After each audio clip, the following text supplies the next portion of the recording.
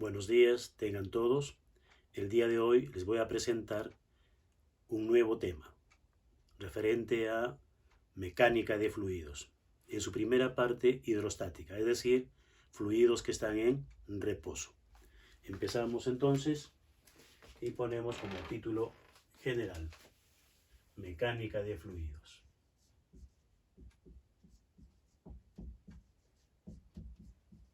Mecánica de fluidos.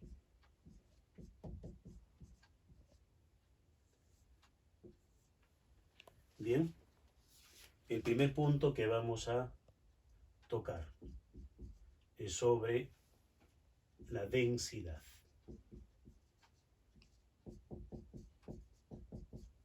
Densidad.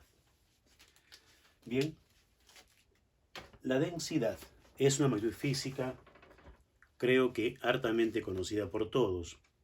Y cuando hablamos de densidad siempre nos viene a la mente que la densidad es la relación que existe entre la masa y el volumen, la masa de cualquier sustancia que ocupa cierto volumen. Sin embargo, hay que decir lo siguiente. El término densidad tiene muchas acepciones y se aplica para muchos casos, no solamente para la masa contenida en un volumen. Por ejemplo, podríamos tener nosotros una masa distribuida en una superficie, como es el caso de una plancha de latón o una plancha de triple. La masa está distribuida prácticamente solo en una superficie.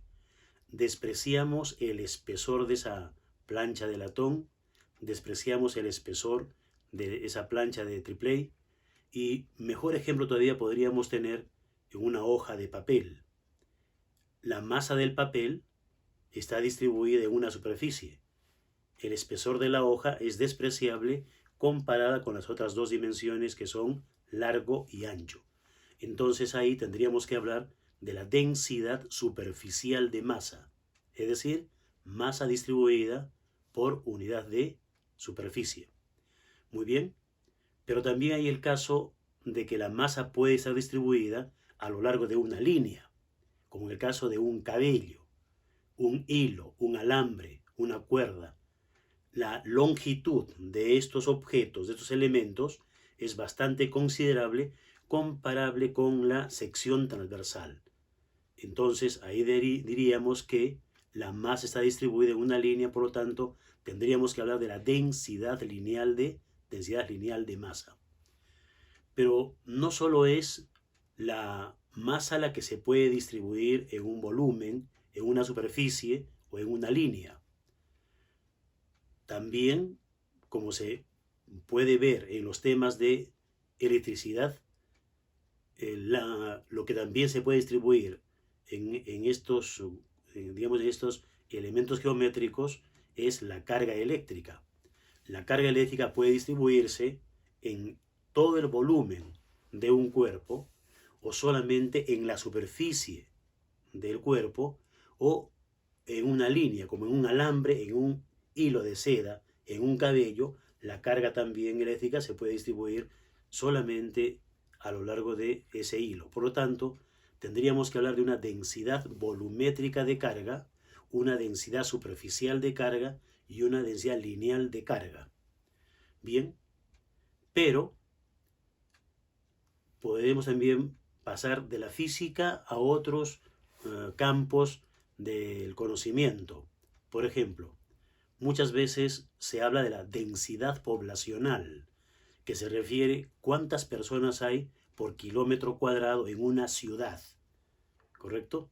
Para ver cuán hacinada es la población, digamos, está viviendo la población en una ciudad.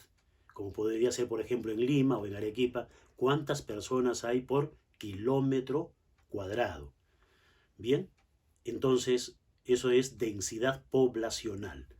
Por lo tanto, el concepto de densidad o el término densidad tiene muchas aplicaciones en diferentes campos y dentro de la física se aplica a diferentes magnitudes físicas. Pero el día de hoy solamente vamos a referirnos a la densidad de masa distribuida en un volumen. Entonces vamos a hablar expresamente de la densidad volumétrica de masa. Bien, para esto vamos a considerar, por ejemplo, dos casos. El caso de que la distribución de la masa sea homogénea en todo el volumen. Entonces, en el primer caso, decimos si la distribución de masa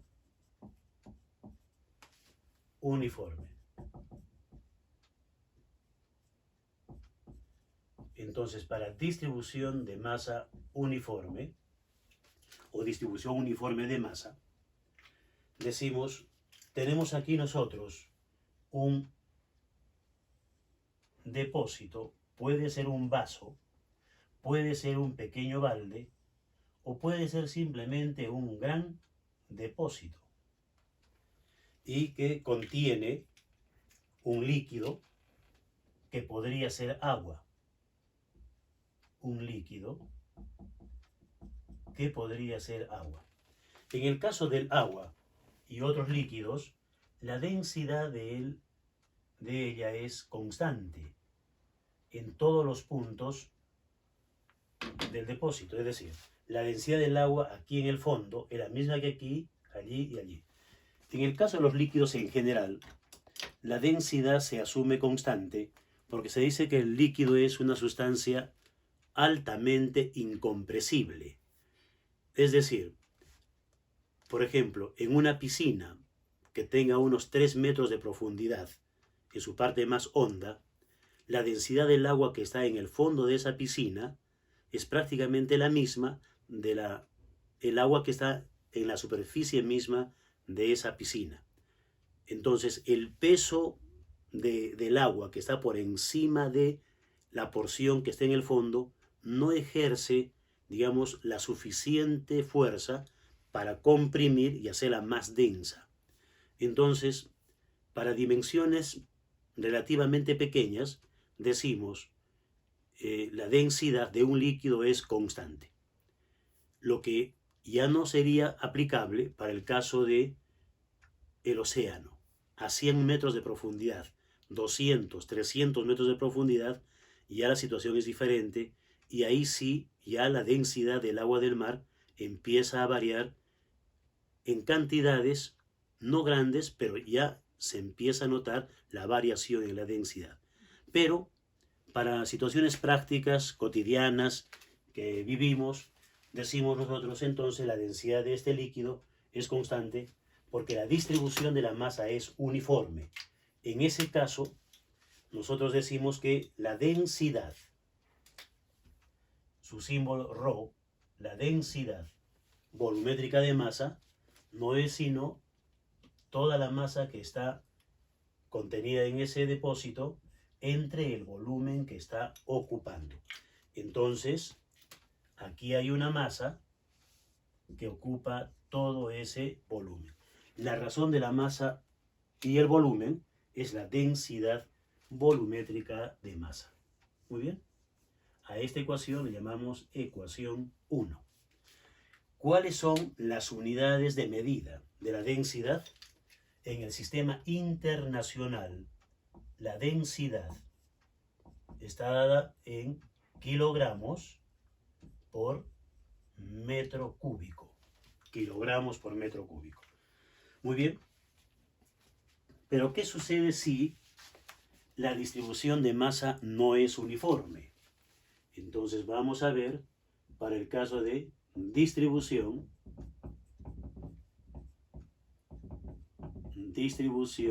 de masa no uniforme.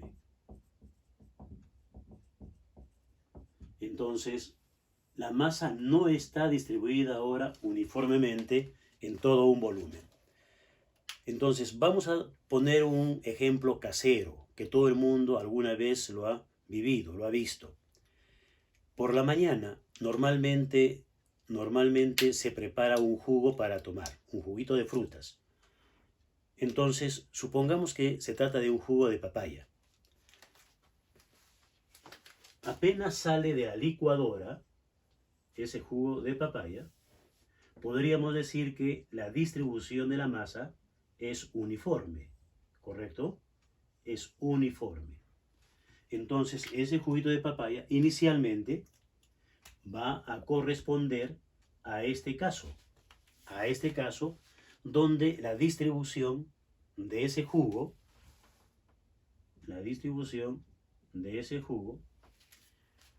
va a ser uniforme, de manera que puede funcionar bien esta expresión. Pero ¿qué sucede si dejamos reposar el jugo por una hora, una media hora o algo más?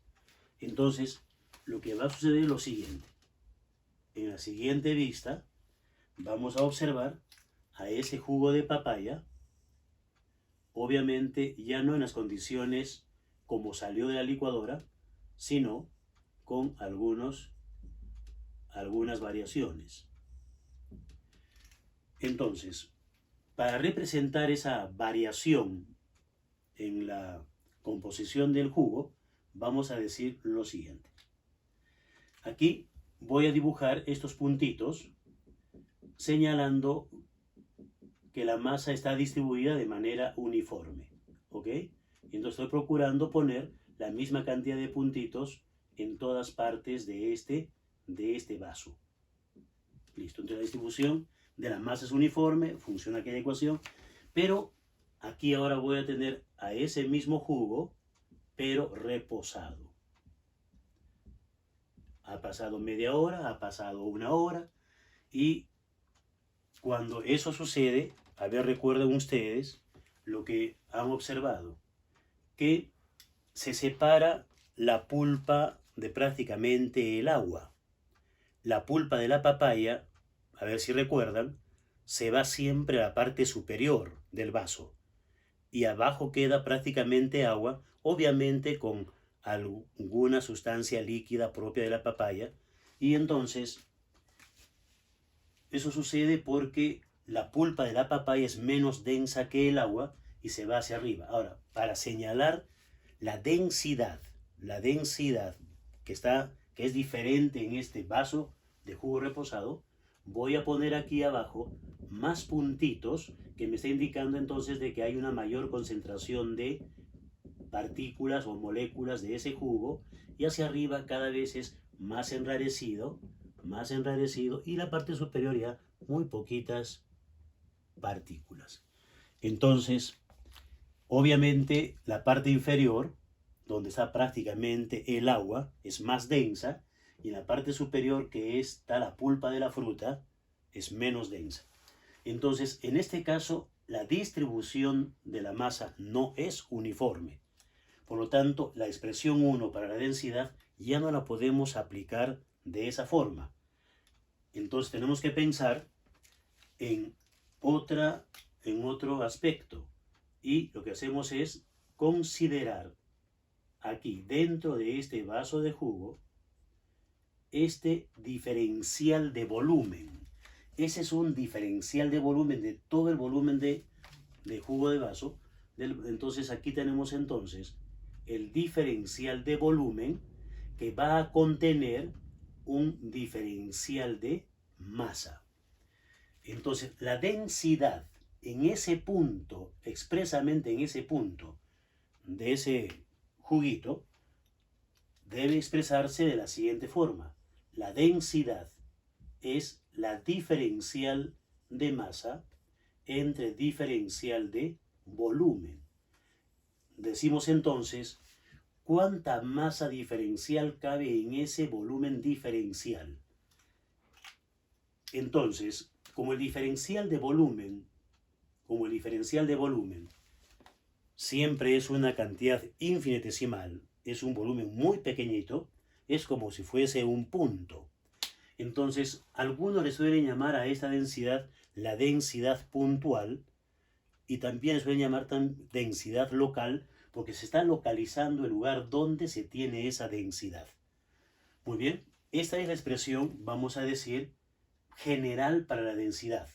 Esta expresión, si bien es cierto, se aplica muy bien para distribuciones no uniformes de masa, sin embargo, también la podemos aplicar para distribuciones uniformes, simplemente con la idea de que esto es igual a una constante. Aquí esto no es igual a una constante. Muy bien. Luego, si tenemos este tipo de distribuciones no uniformes de masa, también muchas veces cabe definir la densidad promedio.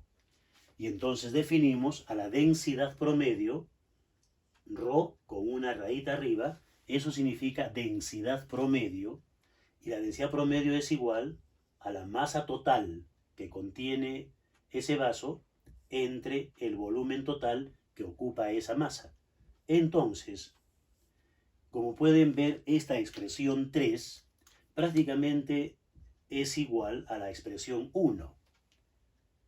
Sin embargo, hay que tomar en cuenta de que esta es densidad promedio en distribuciones no uniformes de masa, y aquella simplemente es la densidad constante en una distribución uniforme de masa. Que tenga la misma razón es una cosa, pero el concepto es algo diferente.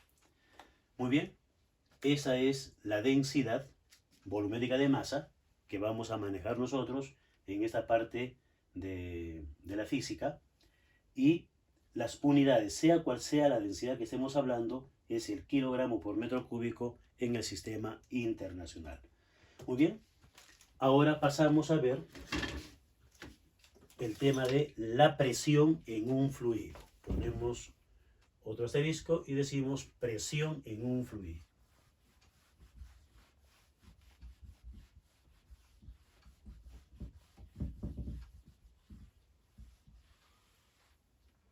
Entonces, aquí ponemos presión en un fluido.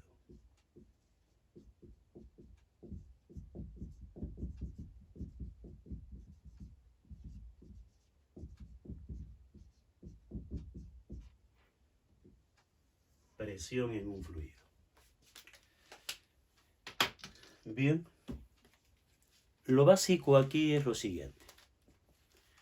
Los fluidos, sean líquidos o gases, ejercen presión sobre los cuerpos sólidos siempre de manera perpendicular a su superficie. ¿Ok? Entonces el mejor ejemplo que podemos mostrar aquí es la presión que ejerce la atmósfera sobre cada uno de nosotros y sobre cada objeto que está sobre la Tierra. Por ejemplo, este es mi brazo. La atmósfera ejerce presión sobre mi brazo en todos los puntos de mi brazo de manera perpendicular. Entonces aquí en el frente la presión será en este sentido que estoy marcando, pero en la parte superior la presión será en este sentido, en la parte inferior será en este sentido, de manera que siempre es perpendicular. Ahora, si bajo el brazo, obviamente ahora la presión es en este sentido, en esta parte, y en este otro sentido, de manera que la atmósfera siempre está ejerciendo presión de manera perpendicular sobre cada parte de la superficie de un cuerpo sólido. Eso que ejerce la atmósfera también lo ejerce cualquier otro fluido, cualquier gas o cualquier líquido.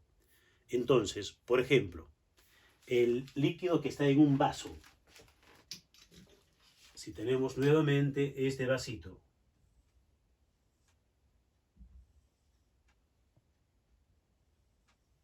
si tenemos este vaso y lo llenamos con un líquido,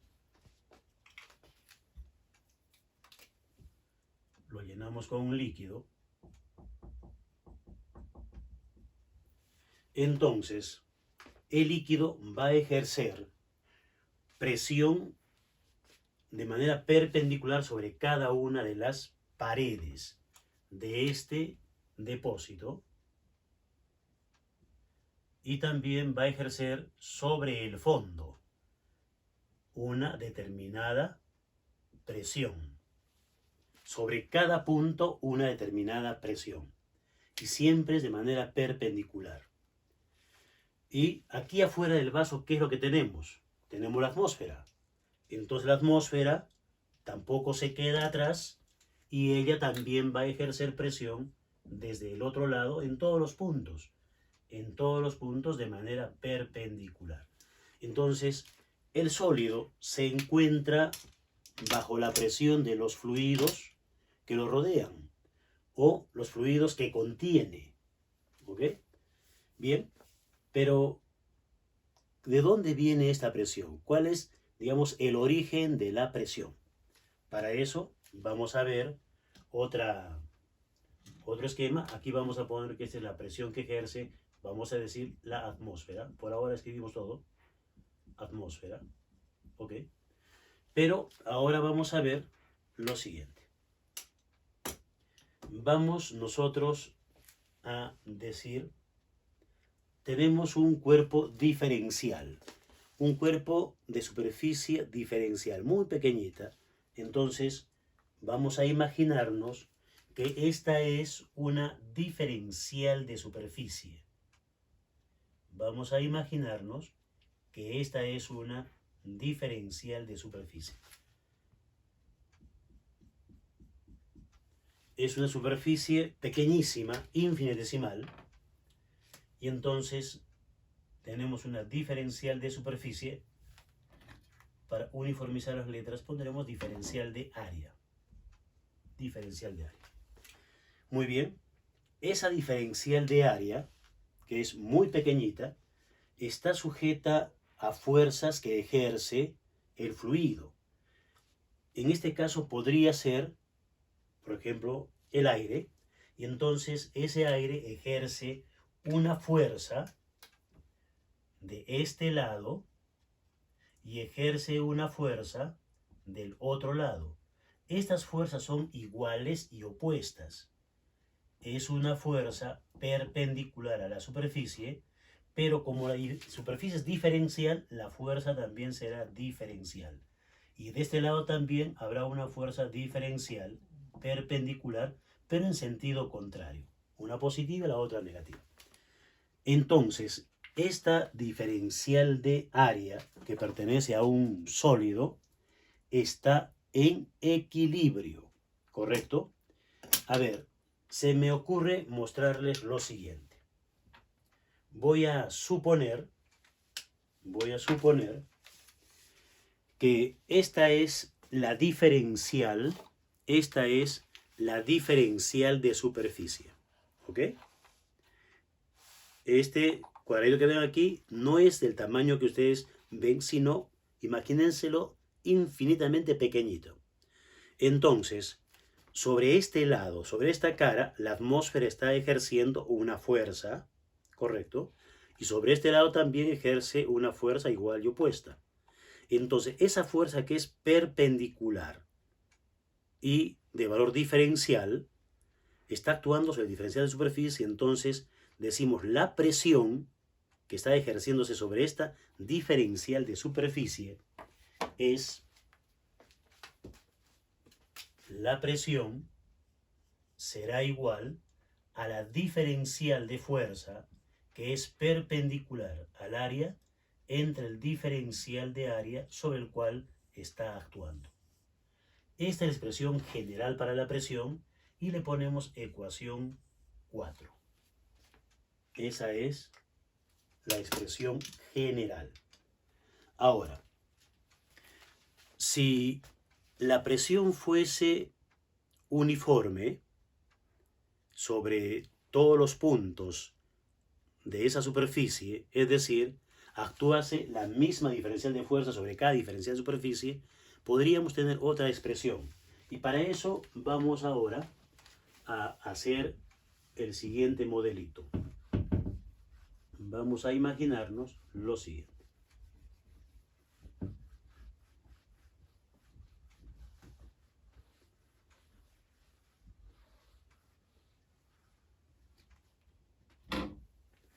Vamos a suponer ahora que tenemos aquí esto que estoy dibujando va a ser el fondo de una pequeña laguna, ¿correcto? Y entonces aquí tenemos en la laguna tenemos el nivel del agua, ¿correcto? Bien, entonces Ahora vamos a decir nosotros lo siguiente. La superficie del agua es horizontal, ¿correcto? La atmósfera está aquí arriba. Esto es agua. Y esto es aire. La atmósfera es un fluido que va a ejercer presión sobre la superficie del agua. Y también va a ejercer presión sobre la superficie de la tierra misma, sólida. Y a su vez el agua va a ejercer presión sobre toda la pared y el fondo de esa laguna, de manera perpendicular. Pero me interesa analizar la presión que ejerce el aire sobre esa superficie horizontal. Entonces, el aire ofrece una diferencial de fuerza sobre cada diferencial de área de la superficie de esta agua en la laguna. Entonces, cada flechita que he dibujado ahí tan pequeñita es un diferencial de fuerza que es perpendicular a la diferencial de superficie del agua, a esa diferencial de superficie del agua. En este caso, como es uniforme la aplicación de esas fuerzas sobre cada diferencial de área, entonces lo que puedo decir es que tengo una fuerza neta que está actuando aquí, ¿ok? Una fuerza neta que está actuando sobre toda la superficie, sobre toda el área de esa superficie de agua. Entonces, como es uniforme esa distribución de fuerzas, entonces ponemos aquí que la presión simplemente es la fuerza total que actúa sobre toda la superficie entre el área total de la superficie del agua. Expresión 5. ¿Ok? Entonces, ¿en qué unidades ahora decimos se da la presión? En el sistema internacional, la presión la damos en Newton por metro cuadrado y eso se llama Pascal. En pascales, en honor a Blas Pascal. Muy bien. Eso es entonces. Y vamos a ver ahora lo siguiente. En una superficie horizontal como esta, la presión es la misma en todos los puntos, porque la misma diferencial de fuerza actúa sobre cada diferencial de superficie, en fin. Pero en realidad, los fluidos varían de presión con la altura. Y eso es lo que vamos a ver ahora. Ponemos entonces, dentro de este tema, un puntito y decimos variación de la presión con la altura. Ponemos entonces un puntito y decimos variación de la presión con la altura. Esto es lo que vamos a ver ahora. Muy bien. Para analizar esto, vamos a suponer ahora que tenemos un estanque lleno de agua que puede ser un reservorio, ¿correcto? Entonces, este es ese estanque. Aquí tenemos ese estanque o reservorio de agua.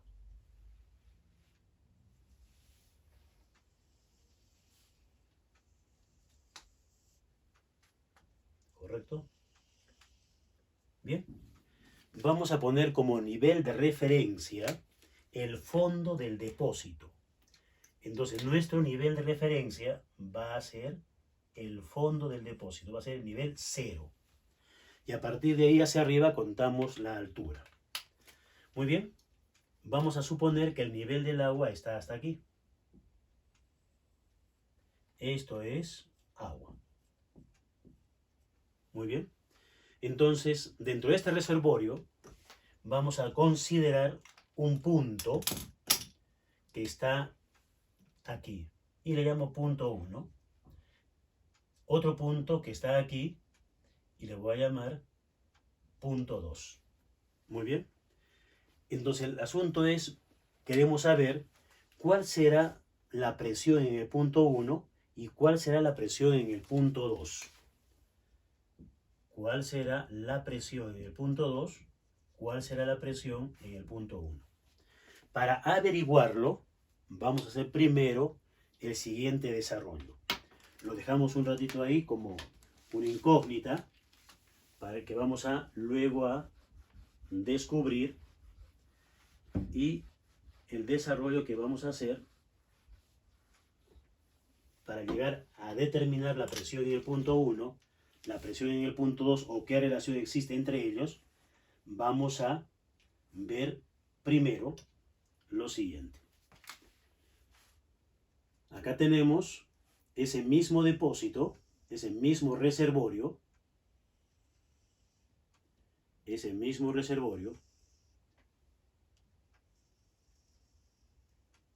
pero ahora lo que voy a hacer es lo siguiente. Este es el nivel, decíamos, del agua, ¿correcto? Y esta agua está en reposo. Lo que voy a hacer es, me voy a imaginar una porción de ese mismo líquido, de esa agua, en forma de paralelepípedo, es decir, en la forma de esta mota. Entonces, todo es agua, en reposo, pero me voy a imaginar esta porción de agua que está aquí, en equilibrio, en reposo, en esa ubicación. Entonces lo que tengo es esta porción del mismo líquido, de la misma agua. Es una porción en forma de paralelepípedo, ¿correcto? Como está en equilibrio, significa que, según la primera ley de Newton, todas las fuerzas que actúan sobre él son ceros. O sea, se va a igualar a cero, la fuerza neta va a ser cero. Significa entonces que el líquido que está aquí debe ejercer presión a través de fuerzas perpendicularmente a esta sección. Ponemos aquí a esta sección. Entonces, el líquido de este lado, el agua, debe ejercer fuerza sobre esta área, ejerciendo una presión, de manera que tendería a desplazar hacia la izquierda. Pero de este lado, esta porción de agua también ejerce presión sobre la misma porción de agua, de esta porción del mismo líquido, en el sentido contrario, de manera que no se desplaza a la derecha ni a la izquierda. Luego, la porción de agua que está por detrás de esta, digamos, de este paralelepípedo, ejercerá una presión de adentro hacia afuera, y la que está aquí adelante ejercerá una presión de afuera hacia adentro, y tampoco va a haber desplazamiento adentro y afuera de esa porción de líquido. De la misma forma, el líquido que está aquí encima ejercerá presión sobre esta cara, y el líquido que está abajo presión sobre esta otra cara a través de diversas fuerzas. Y obviamente está en equilibrio, todas las fuerzas se van a cancelar, ¿correcto? Pero lo que me interesa es, como acá dice variación de la presión con la altura, me interesa solamente el eje Y que me representa la altura. Entonces vamos a decir lo siguiente. El espesor de esta porción del agua que estoy considerando es un espesor pequeñísimo diferencial de Y, diferencial de altura. Luego, el área de aquí del fondo y también de la parte superior de esa porción de líquido, el área va a ser el área A, ¿correcto? De manera que el volumen de esa porción será el área de la base por la altura. A por diferencial de Y será el volumen de esa porción. Muy bien. Ahora, decíamos, el líquido que está aquí abajo va a ejercer fuerzas sobre esa porción hacia arriba, Por lo tanto, hay una fuerza aquí, que la vamos a graficar. Esta fuerza tiene que ver con la presión que ejerce el agua, y decimos es presión multiplicada por el área. Bien, luego, de la parte superior también hay una presión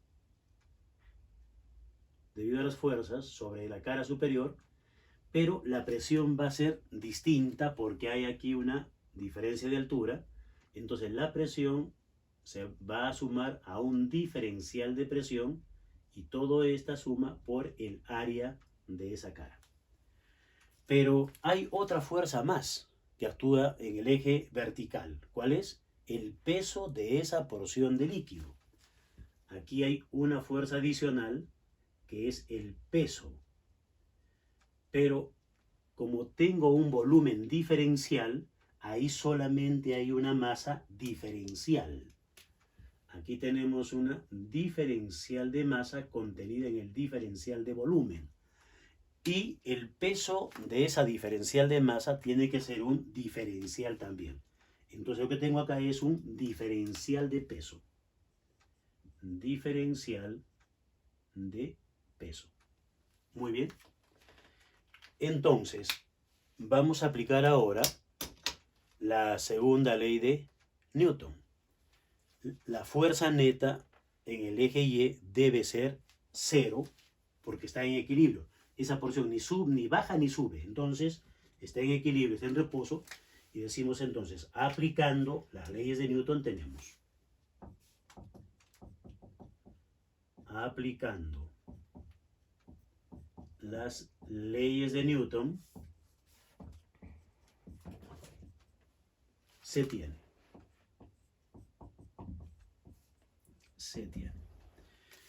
Tenemos lo siguiente. La sumatoria de todas las fuerzas que están actuando en el eje Y va a ser igual a 0. ¿Correcto? El eje Y es el eje vertical. Hacia arriba las fuerzas son positivas, entonces la que es positiva es presión por área. Esa es positiva. Las que actúan hacia abajo son negativas. Negativa será, paréntesis, presión más diferencial de presión por el área. Y negativa también es el diferencial del peso. Y esto es igual a 0. Desarrollamos esta expresión y decimos entonces presión por área menos presión por área, menos por más da menos, presión multiplica el área, menos por más da menos, diferencial de presión por el área, diferencial de la presión por el área, menos el diferencial del peso es igual a 0. ¿Qué observamos aquí? Que podemos cancelar este producto. Presión por área menos presión por área, entonces son iguales, se cancelan. Muy bien.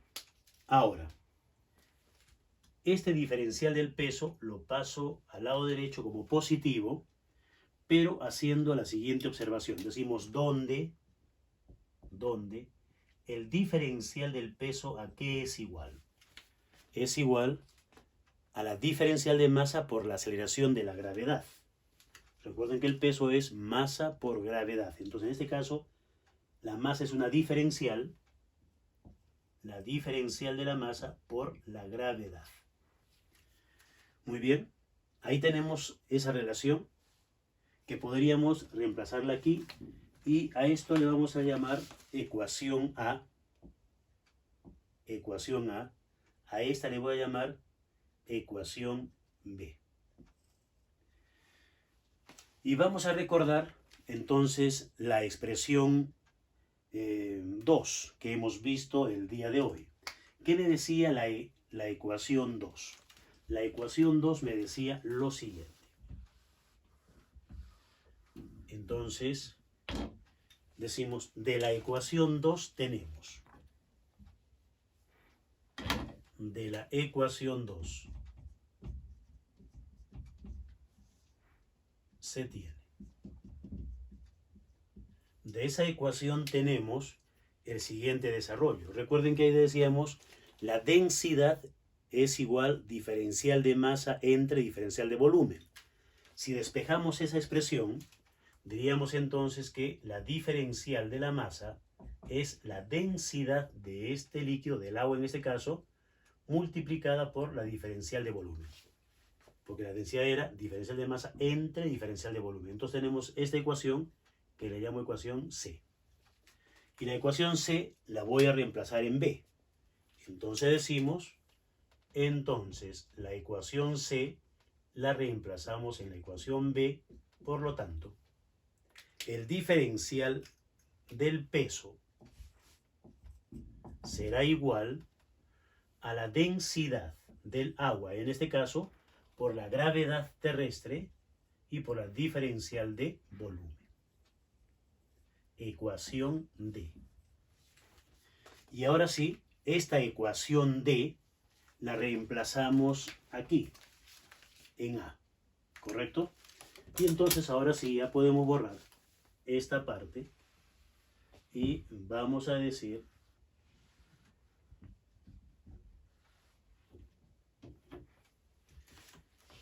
reemplazando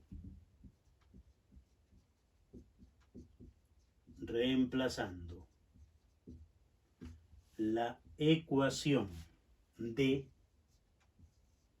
en A,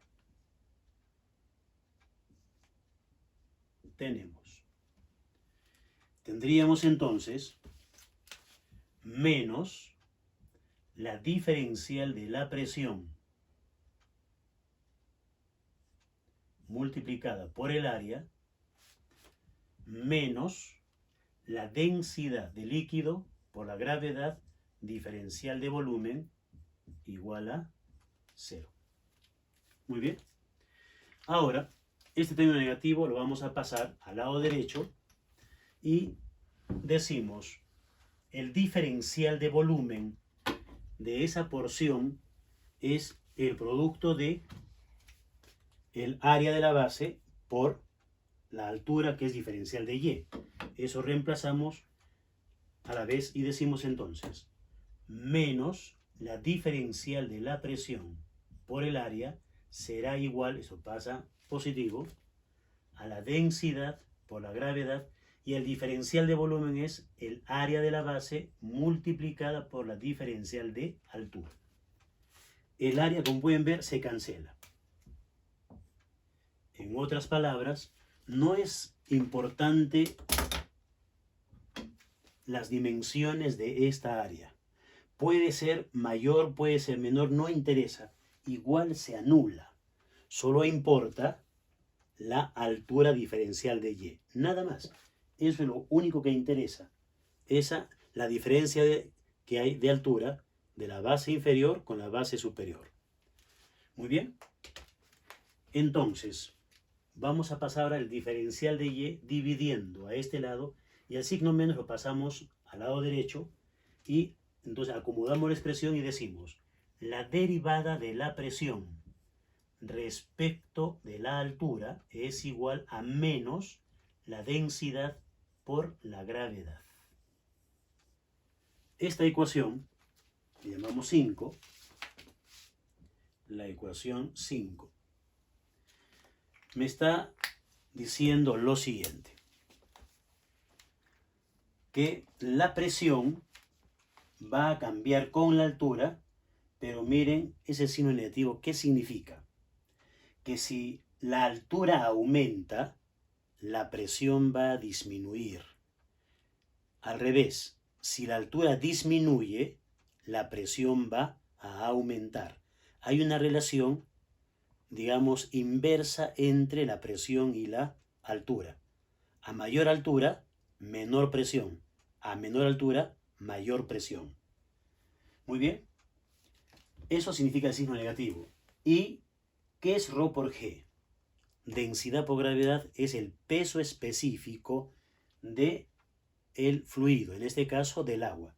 La densidad del agua multiplicada por la gravedad terrestre da el peso específico. Entonces ρ por G se denomina peso específico. Muy bien. Vamos ahora a utilizar esta expresión matemática 5 justamente para ver la relación entre presiones, entre dos puntos que están separados una distancia considerable. Ya no separados un diferencial de y.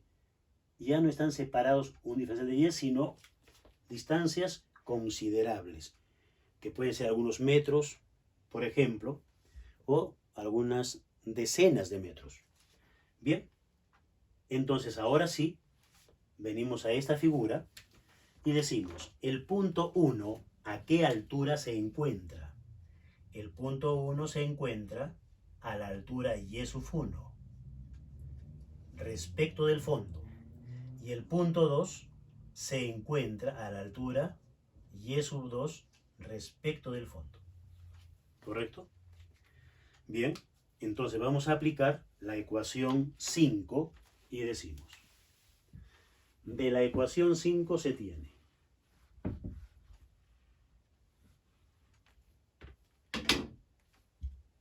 de la ecuación 5 se tiene. ¿Qué tenemos? A ver, la diferencial de la presión es igual a menos el peso específico del fluido por la diferencial de altura. ¿Qué vamos a hacer? Vamos a proceder a la integración. Decimos entonces, integrando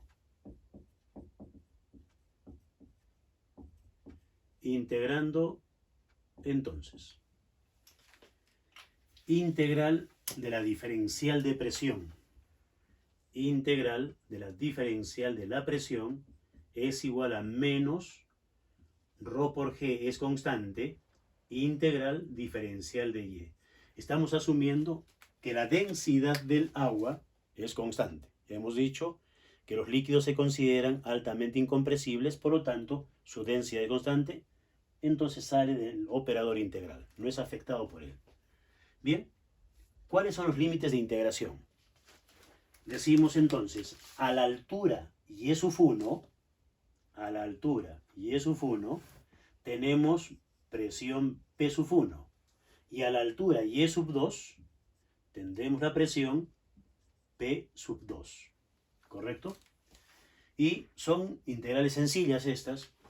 Integral diferencial de presión, nos queda solamente la presión, que va a variar desde un valor P sub 1 hasta un valor P sub 2. Y esto es igual al peso específico del fluido por integral diferencial de altura, solamente me queda la altura Y, que varía desde Y1 hasta Y2. ¿Correcto? Y ahora pasamos a hacer el reemplazo de límites. Y reemplazando los límites tenemos entonces lo siguiente. Cuando la presión toma el valor en el punto 2 menos cuando la presión toma el valor en el punto 1 es igual a ρ por G cuando la altura es la altura del punto 2 menos cuando la altura es la altura del punto 1. Bien. Entonces, perdón, aquí el signo menos se me estaba quedando. Disculpen. Hay un signo negativo. Menos. ¿Ok? Entonces, vamos a hacer ahora lo siguiente. La presión 1, que es negativa, pasa al lado derecho como positiva. Y todo este término que es negativo pasa a la izquierda como positivo. Entonces, P sub 1 va a ser positivo en aquel lado, y estamos permutando, será igual a la presión 2, y este término pasa a este lado como positivo, entonces va a sumar a la presión 2, suma a la presión 2. Y sub 2 menos Y sub 1. Y aquí tenemos este resultado importante, ecuación 6. A ver, ¿qué observamos en la ecuación 6?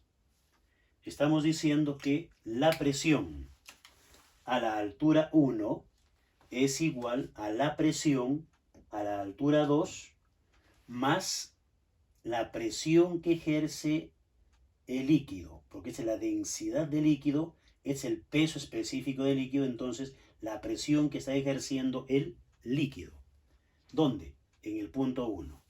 Entonces, en el punto 1, a la altura Y1, a esta altura, la presión es mayor que aquí. ¿Mayor en cuánto? Mayor en esta cantidad. En esa cantidad. Por eso decíamos que a menor altura, mayor presión. A mayor altura, menor presión. ¿Correcto? Esto lo podemos, digamos, relacionar con la presión que vamos a ver más adelante, la llamada presión atmosférica, y para comprender mejor este concepto. Entonces, vamos a decir lo siguiente. ¿Qué sucede si el punto 2 no se encuentra dentro, en este caso del agua, sino justo en la superficie del agua? Entonces vamos a ver esa otra situación. Decimos si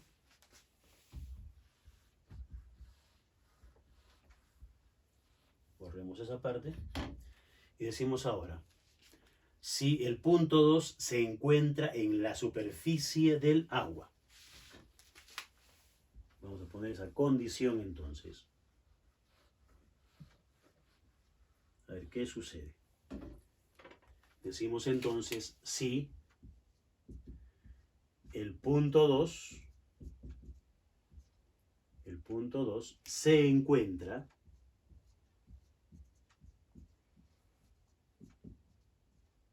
en la superficie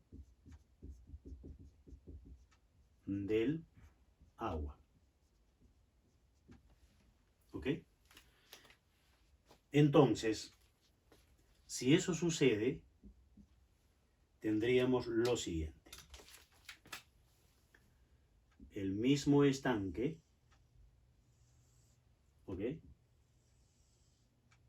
El mismo estanque con agua, pero ahora decimos el punto 2 se encuentra en la superficie. El punto 2 está aquí. Ahí está el punto 2. El punto 1 siempre aquí abajo. Siempre ahí. Muy bien. Entonces, decíamos, el nivel de referencia era el fondo del depósito. Nivel de referencia. Ahora, como el punto 2 está justo en la superficie del agua, la presión que hay en ese punto es la presión que ejerce la atmósfera. ¿Correcto? Entonces, lo que tenemos aquí es la presión en el punto 2 es la presión atmosférica. Su símbolo es P sub 0. P sub 0 es la presión atmosférica. Muy bien. Y la presión en el punto 1, le vamos a llamar simplemente presión P. Nada más. Ya no hay necesidad de otro subíndice porque esto es P sub 0 y esto es P. ¿Correcto? Entonces vamos a cambiar un poquito la nomenclatura. Pero obviamente esta es la altura Y sub 1 y esta es la altura Y sub 2, que vendría a ser la altura total del líquido en el estanque. Muy bien. Entonces, ¿cómo se transforma la expresión 6? Decimos, entonces la ecuación 6 será. Entonces, la ecuación 6 será 2 puntos. La ecuación 6 se va a transformar en lo siguiente. Borramos esta aquí arribita. Y ahí ponemos entonces, en vez de poner P sub 1, simplemente ponemos presión P. Igual, y en vez de P sub 2, presión atmosférica. Más ρ por G, altura Y2 menos altura Y1. ¿Correcto? Se transforma en esa expresión. Borramos esto. Y decimos, ¿qué es Y sub 2 menos Y sub 1? la diferencia de alturas. A y sub 2 le quito y sub 1, me va a quedar esta diferencia de alturas que le voy a llamar h. ¿Y qué va a ser h entonces? H, si bien es cierto, es diferencia de alturas, pero para este caso h es la profundidad a la que se encuentra el punto 1. Entonces ahora voy a cambiar el nivel de referencia. El nivel de referencia estaba aquí abajo, ahora lo cambio el nivel de referencia al nivel del agua. Este nivel de referencia de aquí abajo ya no me interesa porque ahora lo estoy cambiando y lo estoy poniendo arriba, en la superficie del agua. Ahí estoy poniendo ahora el nivel de referencia. Y ya no hablo de altura, sino hablo ahora de profundidad. ¿Por qué es conveniente ese cambio de referencia, de nivel de referencia? Porque, miren, para el caso de un cilindro, para el caso de un estanque, de una piscina, podemos poner el nivel aquí abajo. Total, conocemos dónde está el fondo y podemos determinar a qué altura está un punto y el otro. Pero en el caso de una laguna, de un lago, de los océanos, ¿dónde está el fondo? En esos casos no podemos poner nivel de referencia en el fondo. Además que la ubicación de ese fondo es variable porque el fondo de los lagos, de los océanos, no es uniforme. Unas partes están más profundas que otras. Por lo tanto, lo que sí podemos medir es, a partir de la superficie del agua, podemos medir profundidad. Eso sí podemos hacerlo. Por eso es conveniente, en general, poner el nivel de referencia en la superficie de los líquidos y no en el fondo del depósito que contiene el líquido, sea cual sea este. Muy bien. Entonces, por esa razón, es preferible esto y decimos entonces, la presión a la profundidad H, la presión a la profundidad H es igual a la presión atmosférica más el peso específico del líquido por la profundidad. Y2 menos Y1 es H.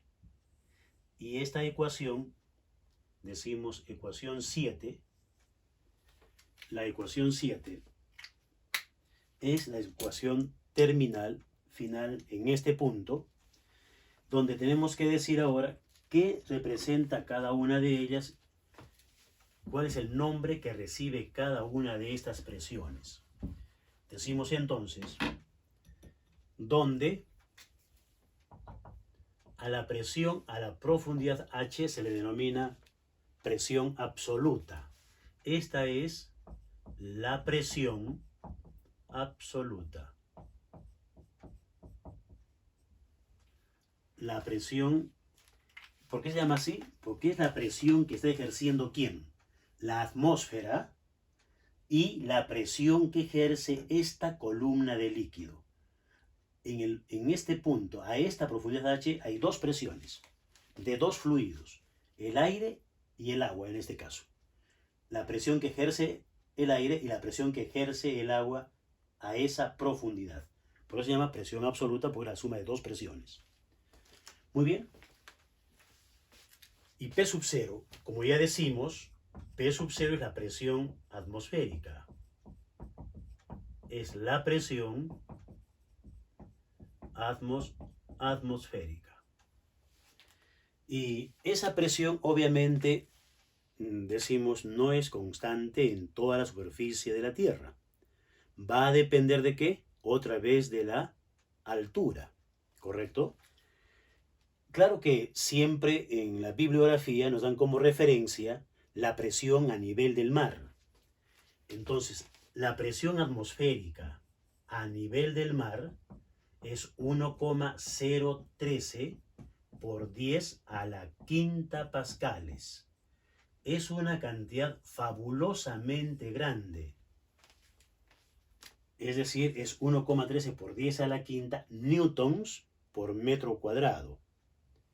Y si lo damos en kilogramos fuerza, sería 1,013 aproximadamente por 10 a la cuarta kilogramos fuerza por metro cuadrado.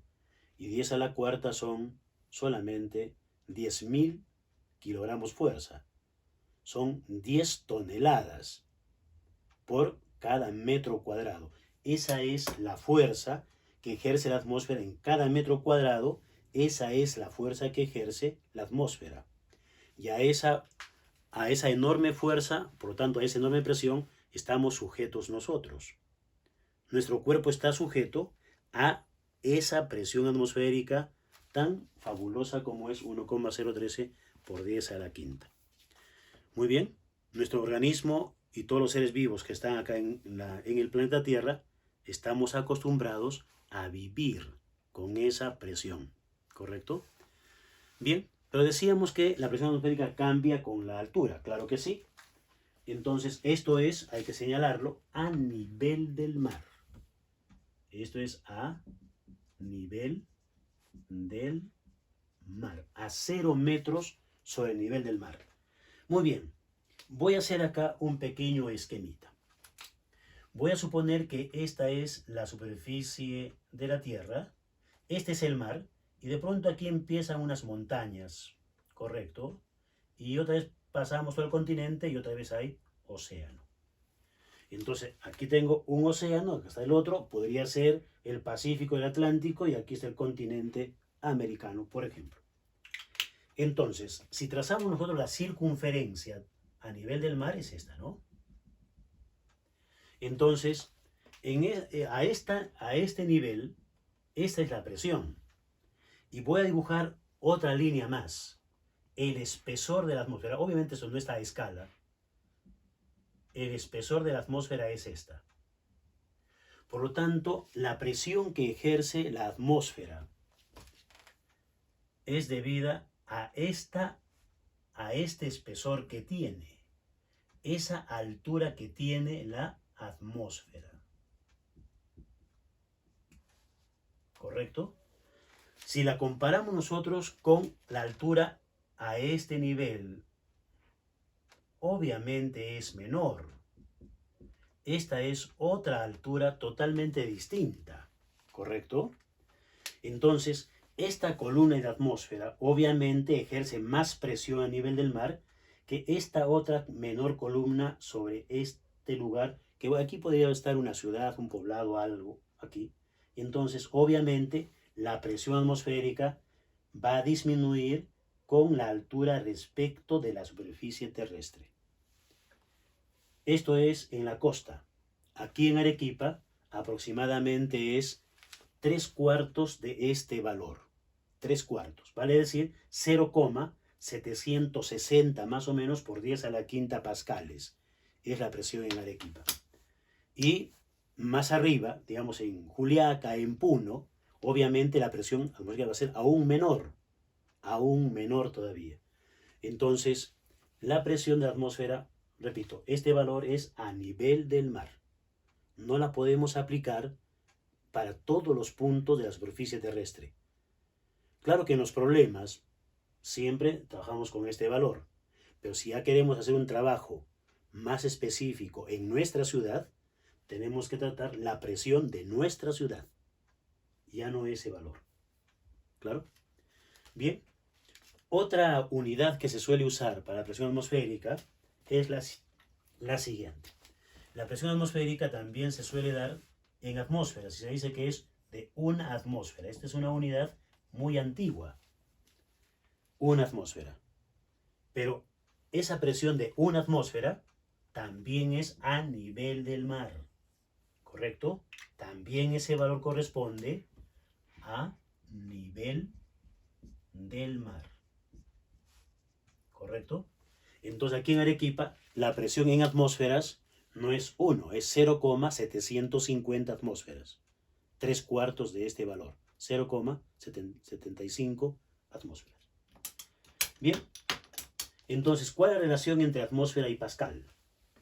La relación entre esas dos unidades es la siguiente. Y mencionamos la atmósfera porque en muchas partes o en muchas áreas del conocimiento se usa mucho la atmósfera como presión. Porque es un número muy grande, ¿no? 10 a la quinta, entonces muchas veces a los técnicos no les gusta trabajar con valores grandes. Prefieren trabajar con números pequeños. Y uno de ellos son ni siquiera los técnicos, los químicos. los químicos cuando hacen sus trabajos en laboratorio no utilizan el pascal como presión, utilizan la atmósfera. Entonces, para ellos, todas sus sustancias están sometidas a presiones dadas en atmósfera. Y ni qué se diga los ingenieros también, ¿correcto? Pero, obviamente, el pascal es la unidad de sistema internacional y, bueno, es importante decir la relación, ¿no?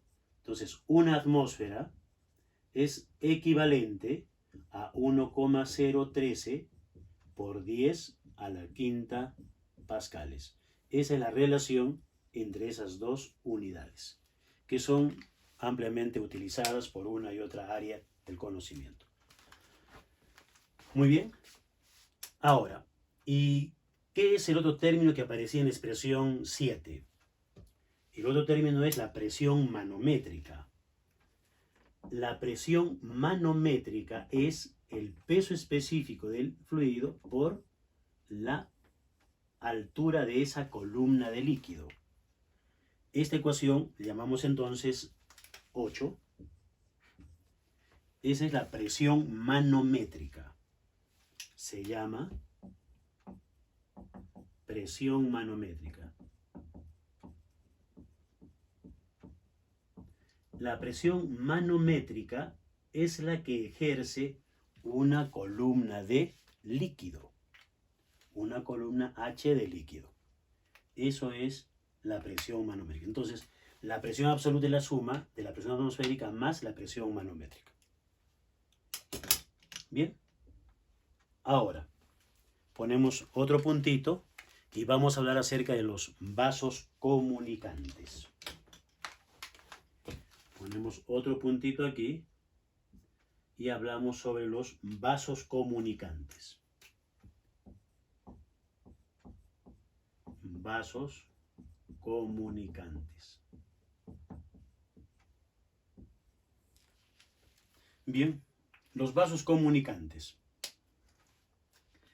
Es un conjunto de vasos, como el nombre lo dice, comunicados por el fondo. Entonces voy a tener aquí, miren, aquí voy a tener, es el fondo común de todos los vasos. Este es un vaso angosto, está comunicado en su fondo con otro vaso que tiene esta geometría. Y este está comunicado con otro vaso que tiene esta inclinación. Y este otro está comunicado con un vaso que tiene una forma un tanto extraña.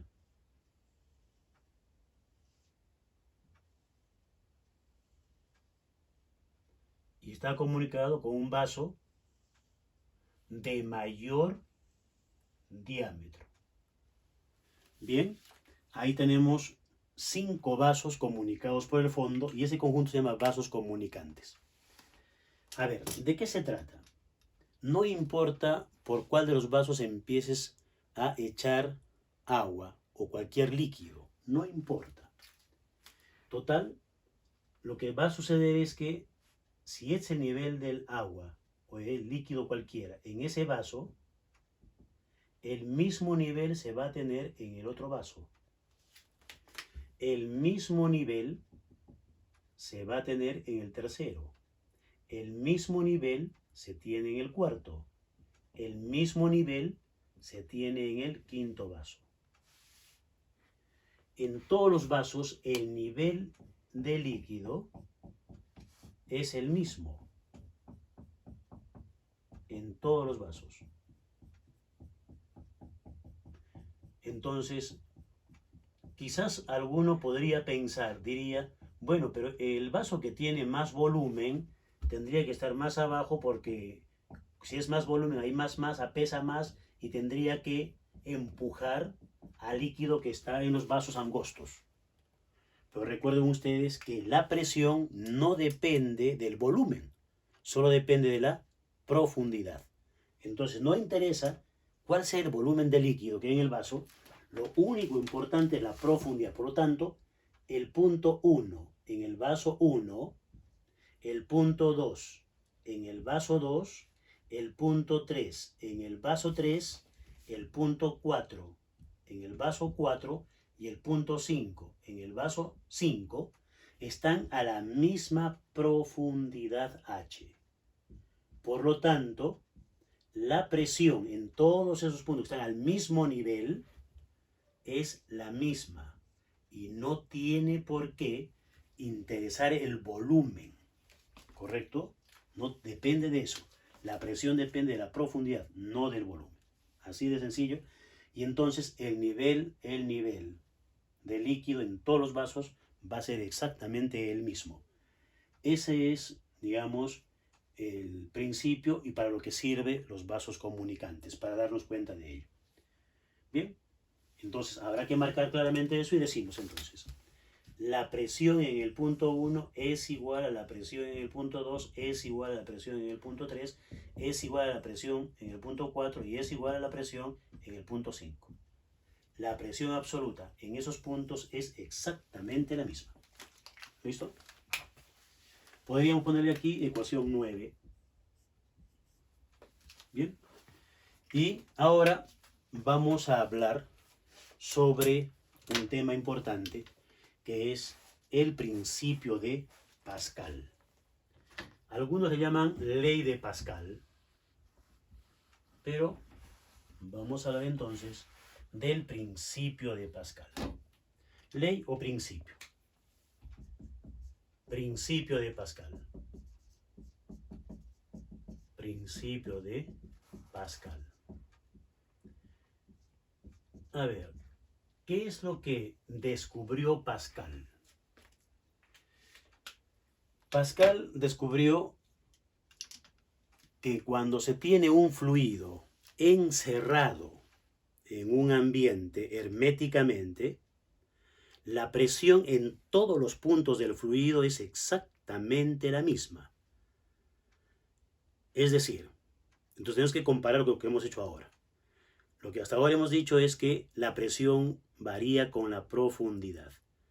Si aumenta la profundidad en el fluido, aumenta la presión. Pero eso es para depósitos abiertos a la atmósfera.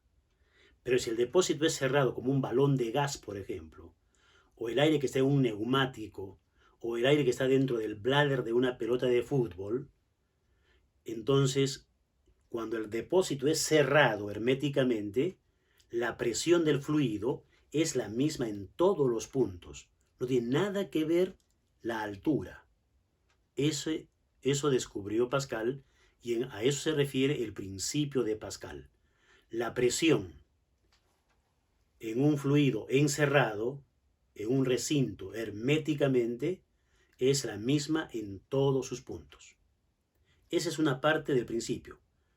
Pero como consecuencia de eso también decimos lo siguiente. Y si se aumenta la presión en alguna parte del recinto cerrado, ese incremento es el mismo en todos los puntos. De manera que ahora, otra vez, todos los puntos tendrán una nueva presión. Y eso es, vamos a poner un esquema entonces. Vamos a suponer que tenemos este depósito. Ahí está. Y lo vamos a encerrar herméticamente colocando un émbolo. Este émbolo cierra herméticamente al fluido. Puede ser gas o puede ser líquido, ¿ok? Cualquier fluido. Entonces, en general, ponemos acá un fluido, ¿correcto? Está inicialmente a una presión. Hay una presión inicial. Todos los puntos del fluido están a la misma presión. Eso dice el principio de Pascal en su primera parte. Pero luego decimos, pero si después aumentamos la presión en alguna parte del recinto, ese incremento se da en todo el recinto de manera igual. Entonces, ahora tenemos el mismo depósito herméticamente cerrado por ese émbolo, pero lo que estamos haciendo ahora es aplicar una enorme fuerza externa ¿ok? De modo que el émbolo baja hasta aquí. Como es un recinto herméticamente cerrado, nada del fluido de aquí escapa, ¿correcto? El fluido sigue en su misma cantidad. Lo que ha pasado es que al empujar el émbolo con una determinada fuerza, esa fuerza está relacionada con un incremento en la presión. Ha habido un incremento en la presión multiplicado por el área, entonces hay una fuerza que es A por incremento de presión. El incremento de presión se ha producido en la parte superior del depósito, pero ese incremento ahora se comunica a todo el fluido, no solamente al fluido que está pegado al émbolo, no, para todos. Entonces la presión final va a ser igual a la presión inicial más el incremento de presión que se ha dado en la parte superior, que ahora es para todo el fluido. Ese es el principio de Pascal. Y tiene una importantísima aplicación. La aplicación del principio de Pascal se da en los llamados, vamos a decir, en las llamadas prensas hidráulicas, que en nuestro país le llamamos normalmente gata. Ese aparatito, ese instrumento que sirve para levantar los vehículos, para cambiar los neumáticos, ¿correcto? Entonces la prensa hidráulica o gata, que le llamamos nosotros aquí en nuestro país, consiste en lo siguiente, ¿no? Un esquema muy simple de la prensa hidráulica o gata sería este. Tenemos esto. Aquí tendríamos un cilindro angosto comunicado por el fondo con un cilindro ancho. Ambos cilindros están herméticamente sellados por émbolos y que los ubico aquí. Un émbolo, el émbolo de la izquierda más arriba, el émbolo de la derecha más ancho y más abajo. Bien, y ahí adentro, normalmente en las gatas o prensas hidráulicas lo que hay es un líquido. Normalmente acá se tiene líquido. ¿Correcto? Muy bien. En esas condiciones, el sistema está en equilibrio, ¿correcto? Hay una presión determinada, muy bien, y no pasa nada. Pero luego va a darse lo siguiente. Vamos a aplicar en este cilindro angosto, sobre ese émbolo, una fuerza externa, de manera que va a ejercerse una presión y el émbolo va a bajar hasta aquí.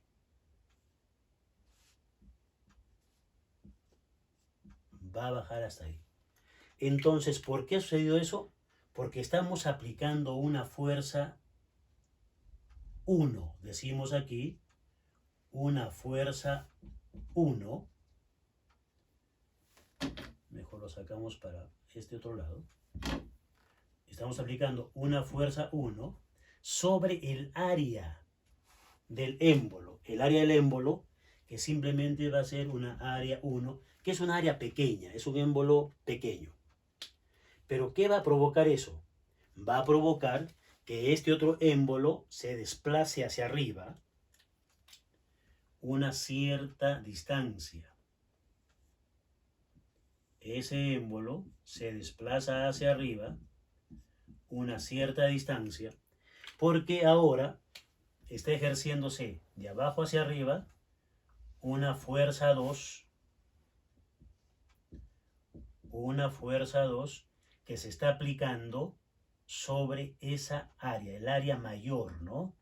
El área, saquemos para este lado, me va a convenir para este lado, el área del émbolo mayor. Bien, entonces, según el principio de Pascal, la presión en todo el fluido es la misma. Entonces, el incremento de presión que se ha dado aquí tiene que ser igual al incremento de presión que se dé en este lado. ¿correcto? Entonces, según Pascal, el incremento de presión en el cilindro angosto es igual al incremento de presión en el cilindro ancho. Por lo tanto, diríamos entonces, el incremento de presión en el cilindro angosto es igual al incremento de presión en el cilindro ancho. Pero ese incremento, ¿a qué se debe? El incremento se debe a la fuerza 1 que se ha aplicado en ese émbolo entre el área 1 y en el otro lado se debe a la fuerza 2 que está actuando sobre el área 2. ¿Ok? Por lo tanto, esta relación es la relación que me dice cómo funciona la prensa hidráulica o gata. Ecuación 10. A ver, el área 1 es, como decimos, claramente menor que el área 2. Para que se cumpla la igualdad en esos dos cocientes, también la fuerza F1 debe ser menor que F2. Entonces decimos aquí, ¿no? Acá decimos, ¿cómo A sub 1 es menor que A sub 2, entonces F1 es menor que F2. Y justamente esto es lo que notamos, ¿no? A ver, un esquema muy sencillo de una gata para levantar un vehículo. La gata es más o menos así, ¿no? Es un cilindro gordito, aquí ancho, con un émbolo importante aquí, ¿ok? Un émbolo. Esta es la gata, ahí está el émbolo, y aquí tenemos la base de la gata, y en este costadito tenemos un cilindro angostito, el de allá, con un émbolo angosto también, ¿ok? Que sobresale, y lo que hacemos es lo siguiente. Aquí se coloca una palanca y con esa palanca se acciona ese émbolo. Se empuja con la palanca hacia adentro el émbolo pequeño y el émbolo mayor empieza a subir.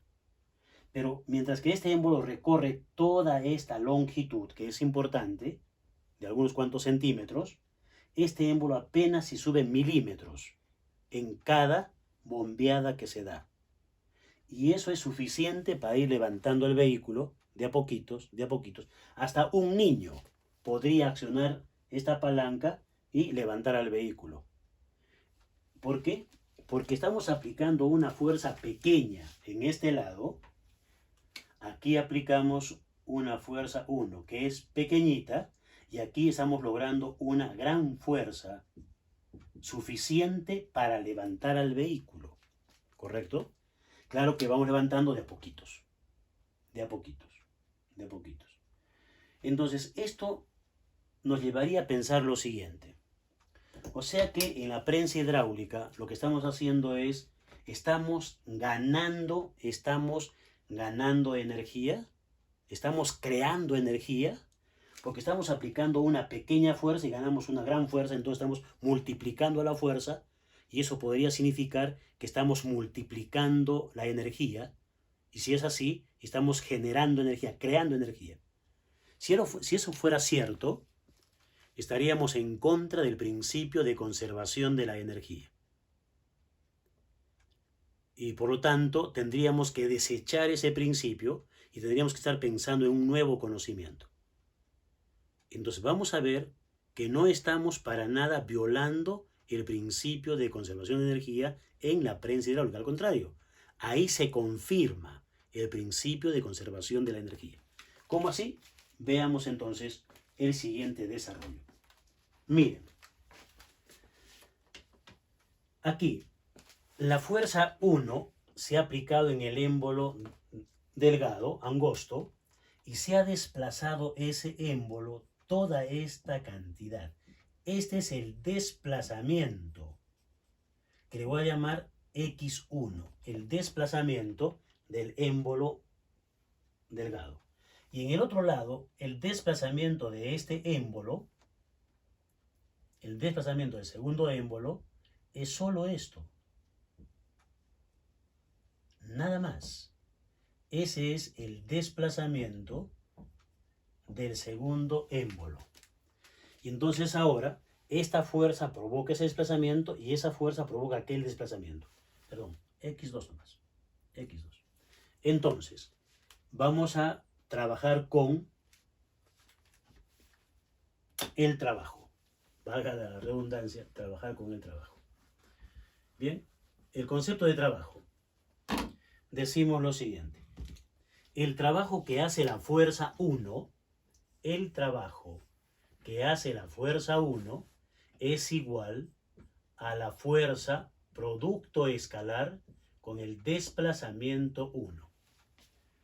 Y si nos acordamos del producto escalar entre dos vectores, decimos entonces el trabajo, que es una cantidad escalar, es el módulo del primer vector por el módulo del segundo vector por el coseno del ángulo que ellos forman. Pero estos son vectores paralelos. El ángulo que forman entre ellos vale 0 y coseno de 0 es 1, y entonces queda ahí. Este es el trabajo que hace la fuerza 1, ecuación A. ¿Y cuál es el trabajo que hace la fuerza 2? El trabajo que hace la fuerza 2 es la fuerza 2, producto escalar, con el desplazamiento 2. Pero aquí otra vez tenemos la fuerza 2 es hacia arriba, el desplazamiento 2 también hacia arriba, también son paralelos, el ángulo que ellos forman también es 0, por lo tanto, también decimos el trabajo que hace la fuerza 2 es el módulo del primer vector, que es F2, por el módulo del desplazamiento, por el coseno de 0, que vale 1. Y ahí tenemos los dos trabajos. Y lo que se encuentra obviamente es lo siguiente. Una pequeña fuerza genera un gran desplazamiento y una gran fuerza genera un pequeño desplazamiento. Por lo tanto, los trabajos son iguales. Y recuerden que el trabajo no es sino cambio de energía. Entonces el cambio de energía es el mismo en ambos lados. Por lo tanto, no hay generación de energía. No hay creación de energía en absoluto. Entonces simplemente decimos, de A y B se tiene. De A y B se tiene. ¿Qué tenemos? Que el trabajo 1 es igual al trabajo 2. Una pequeñísima fuerza está provocando un gran desplazamiento y eso es igual a una pequeña fuerza, a una gran fuerza que simplemente provoca un pequeño desplazamiento. Bien, podríamos dejarlo aquí y decir entonces, esto no es sino una confirmación del principio de conservación de la energía, ecuación 11. Pero para que no se olvide, vamos a decir lo siguiente. Esta pequeña fuerza provoca un gran desplazamiento y eso es igual a una gran fuerza que provoca un pequeño desplazamiento. Entonces, con esa escritura así de exagerada, vamos a recordar que mientras que la fuerza es pequeña con gran desplazamiento, en otro caso tenemos una gran fuerza con un pequeño desplazamiento, de manera que es igual. ¿Correcto? Bien, y vamos a terminar el día de hoy hablando sobre dos instrumentos importantes que sirvieron para medir, uno, la presión atmosférica y el otro, la presión manométrica. Entonces, ponemos aquí un puntito y hablamos sobre el barómetro. Ponemos un puntito y decimos el barómetro. El barómetro fue utilizado por Torricelli. ¿Ok? Torricelli entonces quiso medir la presión atmosférica y para eso usó este instrumento llamado barómetro, que no es sino un simple tubo de vidrio de aproximadamente 1 metro de longitud, nada más. Entonces, ¿qué es lo que hizo Torricelli? Llenó ese tubo de vidrio con mercurio y luego también otro depósito, un depósito, también lo llenó con mercurio y lo que hizo fue embrocar el tubo con mercurio dentro del depósito de mercurio, de manera que se tenía lo siguiente. Este es el barómetro, ese tubo de vidrio lleno de mercurio de más o menos 1 metro de longitud, y lo embrocó sobre un depósito que también contenía mercurio. Muy bien. Y entonces, cuando hace eso, por el peso del mercurio, desciende un poco y entonces se queda a este nivel. Y lo que queda aquí es prácticamente vacío. Vacío, porque el mercurio al descender aquí ya no queda absolutamente nada, o probablemente haya vapor de mercurio, unas cuantas moléculas de mercurio en forma de vapor, pero básicamente es vacío. Y aquí abajo el mercurio está ocupando todo este volumen. Todo este volumen ocupa el mercurio. Todo esto es mercurio. Muy bien. Recuerden que el símbolo de mercurio es Hg. Ahí tenemos mercurio, ¿correcto? Bien. ¿Y qué decía entonces? ¿Qué dijo Torricelli? Dijo lo siguiente.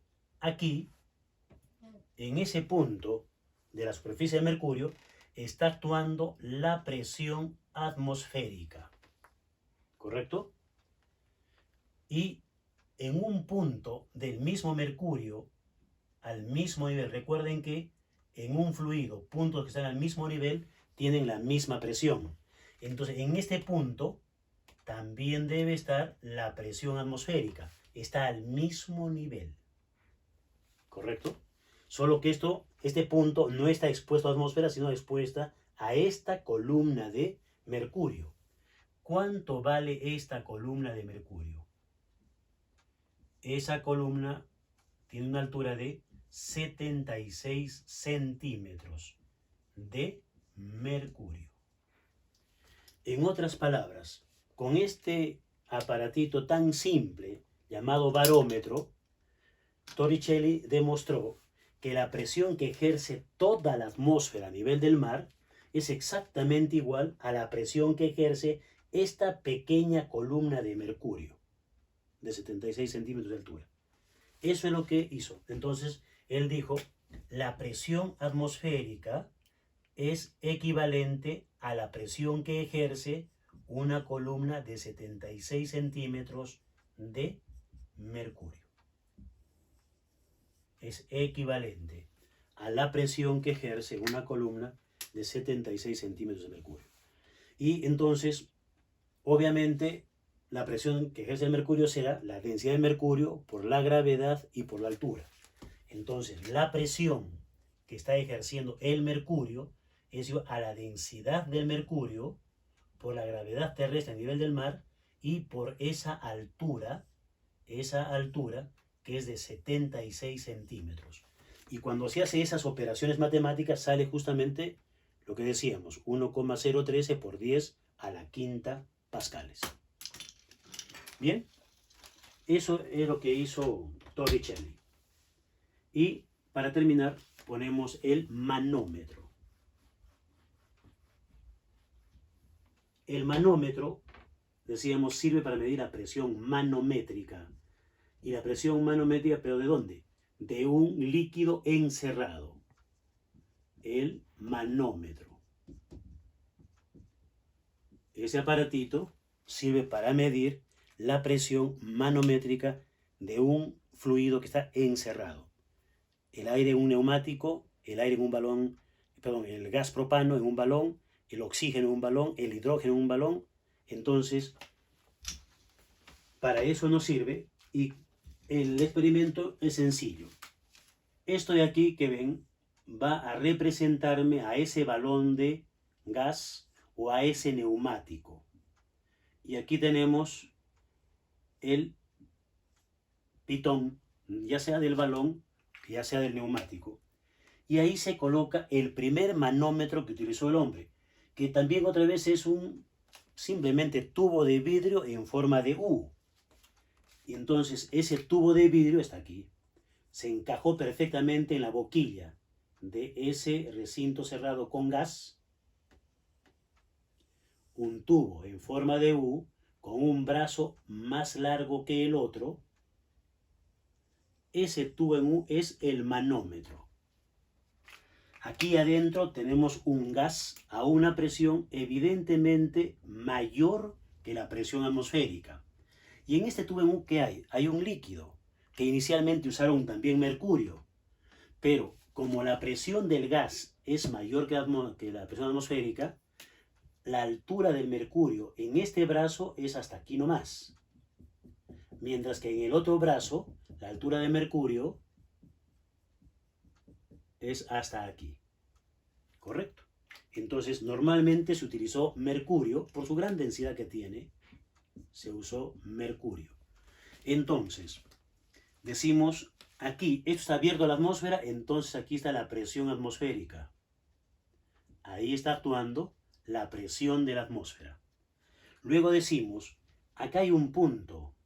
El punto 1 está en el mercurio, está a la misma altura que el punto 2 también de mercurio. Y si el líquido es el mismo, al mismo nivel la presión es la misma. Entonces la presión en el punto 1 tiene que ser necesariamente igual a la presión en el punto 2. ¿Correcto? Pero la presión en el punto 1 es la presión del gas, porque el gas, a partir de aquí hacia adentro, es gas encerrado. Y un fluido encerrado en todos sus puntos tiene la misma presión según el principio de Pascal. Entonces, la presión en el punto 1 es la presión que está el gas. Entonces, decimos donde la presión del punto 1 es la presión del gas encerrado. ¿Correcto? Por lo tanto, la presión del gas encerrado será igual a la presión en el punto 2, que es la presión atmosférica más la densidad de ese fluido por la gravedad y la altura o la profundidad